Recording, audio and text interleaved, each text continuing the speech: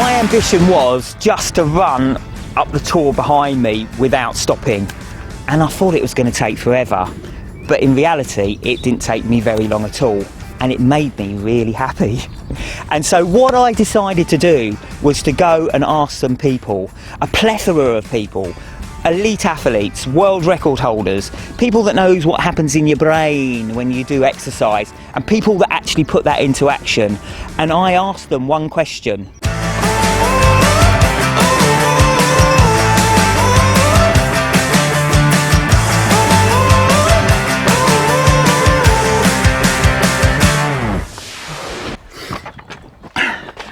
And so what happens in the brain when we exercise, that exercise high?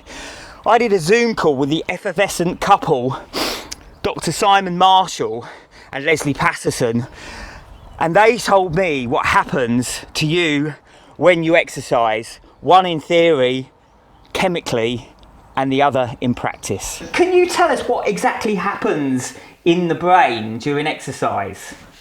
Well, what's happening in your brain, Grant, might be a little bit different than the rest of us, but for most people, there's a whole series of things that we've only just sort of learnt about in the last sort of 5 or 10 years, which is quite a short amount of time in the science world. And that's really because we've been able to do a much better job of measuring what's happening in the brain, sometimes indirectly and sometimes directly, or we've been able to study poor little animals who have similar brain mechanisms to us. So we've learned a little bit more. And so one of the things, for example, that we have learned is that the runner's high, that sort of sense of euphoria that we've runners worldwide or athletes worldwide will know about, caused by this endorphin rush, is actually a myth.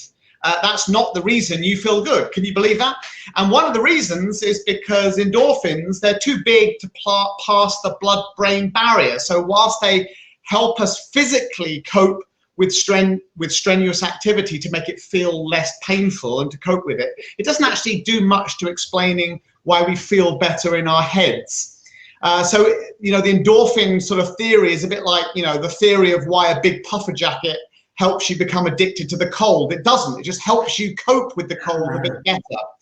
So now one of the exactly. So one of the more evidence-based mechanisms is this whole system called the endocannabinoid system. You may have heard of that in the context of cannabinoids or marijuana, which is the buzzword, particularly in California at the moment. But it's the brain's and body's ability to create a sense of euphoria and lightness and feel-goodness just because of the way that certain neurotransmitters are helped. So this natural sense of endocannabinoids that get released when we do exercise seems to play a big role in telling us how we feel better. Unfortunately, and here's the bad news of it, is that one of the things that predicts adherence to exercise, the ability to keep doing it week in, week out, is those affective responses to single bouts. And what that means is if I go out exercising for the first time and I'm, I might be asthmatic or I'm just overweight, it just feels uncomfortable. Nothing about this feels good. Where's this damn runner's high? It feels a runner's low as far as I'm concerned.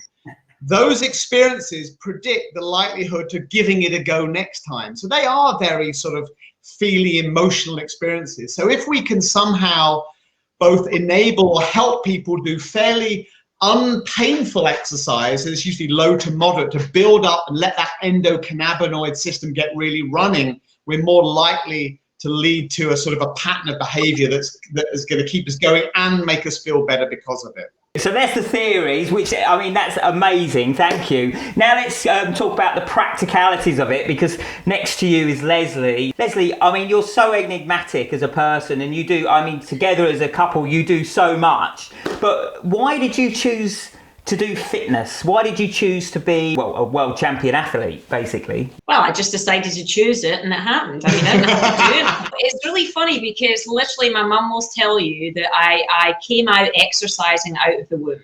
I loved to move. Now, I was a dancer as well. I was a ballet dancer and a rugby player as I was growing up. And then I turned to kind of running and triathlon. So I think I love the way movement feels. I love that kinesthetic awareness of moving through space and time. It gives me a real sense that I'm alive. And then there's the piece of it which is about nature. I grew up in, a beautiful part of Scotland, in the Trossachs, which is stunning. Yeah. And being out there just made me feel special. It made me feel like I was experienced something in the world that so many other people were not. And that just was wonderment for me. So all kind of started from both the kinesthetic awareness to the being outside and the outdoors. And then I think maybe it's the Scottish Calvinism in me, but I love to suffer. It's like I can't truly enjoy life unless I suffer.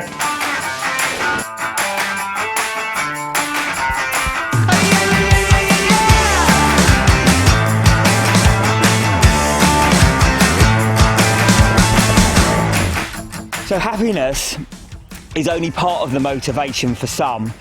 I went to go and speak to absolute rock star ultra runner John Kelly about what motivates him, and of course, in true John Kelly style, he brought the weather. Why do something as extreme as the Barclay Marathons when you could just go to a gym like a normal person?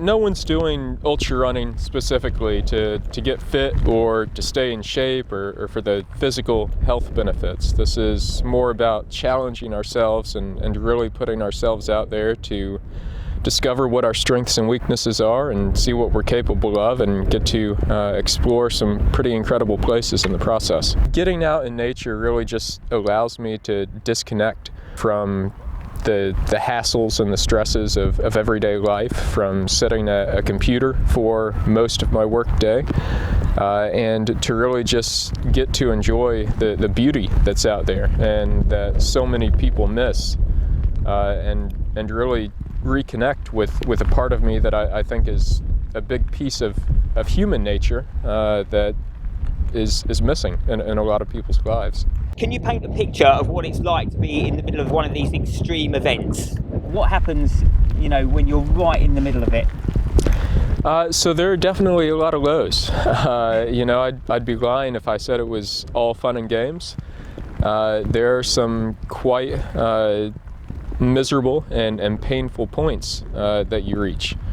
And so that's part of discovering kind of what your strengths and weaknesses are and what you're capable of, and it really strips you down to the bare essentials. And where's the happiness in that? It's kind of two parts for that. So the first is what you would traditionally think of, where it's a fun experience. Again, you're seeing places that most people would never see, just beautiful mountains and landscapes, and it's an incredible experience to be out there and to not have to worry about kind of the hustle and bustle of everyday life, to be disconnected. The second part is what we commonly call type 2 fun, where it's not fun while we're doing it, but then we look back on it after the fact. We look at what we've achieved, we look at the experience, we look at how much we learned and growed through doing it.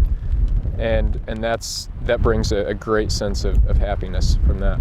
You've said that you are thinking more deeply about the challenges that you want to do and the length of them because you now have a small family. How did that change in your mind? So it's definitely tough to find that balance. And the kind of irony in this is that getting out there, spending time doing these things is something that gets me to recognize what is valuable in life and what I can do better with regards to my family, and it makes me a better person, a better husband and a better father. So past a certain point though, that improvement is not gonna, there's no additional improvement there. I'm just spending more time. So it is something that I'll continue to explore. I'll continue to try to balance that, but I want to get out there and be able to enjoy these challenges. I want to show my kids that they should enjoy doing these types of challenges and go out and pursue big goals. So there's a fine line to walk, but I'll try to do that.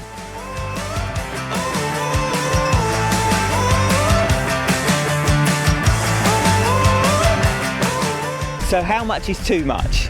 I went to go and speak to Clare Brutal, who regularly does crazy challenges, to ask her about how she feels about exercise in her life. I do exercise for fun, but I always have to have something to train for, and it always has to be something stupid that I don't think I can do or I'm terrified of. And I kind of am trying to back off from that a little bit now, so I just train, so I feel good. So it's like, because I think that's important, that I'm not constantly pushing myself and driving myself to these huge challenges, because that can be quite damaging, I think. And recently you did a challenge called the Tour and you broke yourself. I did. People say, about finding your limits, and I actually found mine, that which is amazing, isn't it?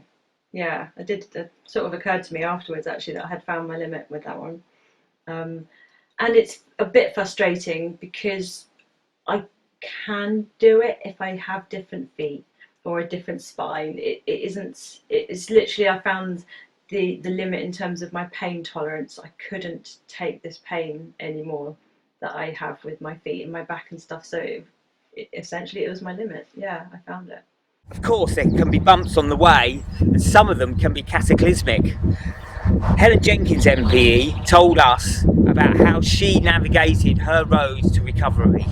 I've suffered a number of injuries through my career. I ended up having to have a spinal fusion a few years ago, and I wanted to return to competing. That was my goal. It seemed like such a daunting challenge at the time. I was the most unfit I'd ever been, and to get back to my peak fitness just seemed like such a long way. And so what I did along the way was set myself small goals, and these were tiny things when I first started. My first kind of tumble turn in the pool, my first 10-minute run outside. They were all little things, but every little goal that I achieved felt like a win, and that definitely helped me. It made me a lot happier. It kept me on track towards my big goals of getting back and competing. If I just focused on that overall goal of getting back and competing, I think it would have been too daunting and I would have failed. So small goals along the way definitely kind of kept me happy, focused and motivated.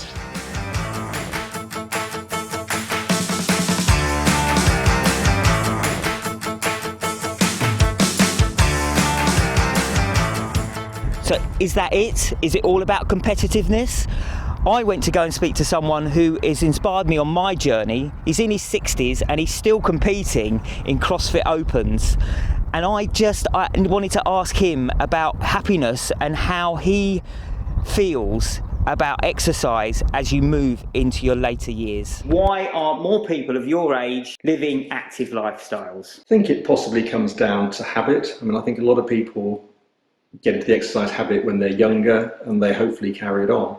It comes up for your upbringing as well. If you haven't done a lot of this sort of stuff when you are younger, then it might be quite hard to get into it. So I think if you are used to doing it, it becomes something that's natural to you. If you've been competitive as a sports person when you were younger, or your family exercised, then you might have that inbuilt desire to do the same sort of thing.